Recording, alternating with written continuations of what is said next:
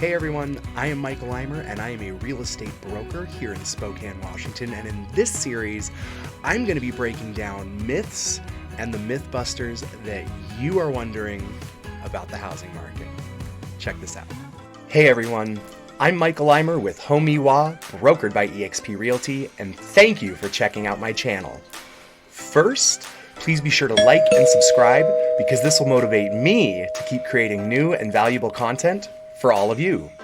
Whether you're a first-time homebuyer, an experienced investor, or someone who's just passionate about real estate, you're in the right place.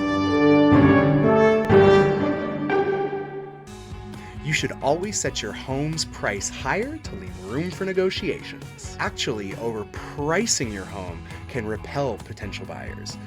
If they think it's way overpriced, they're not even going to take the time to come and look at it.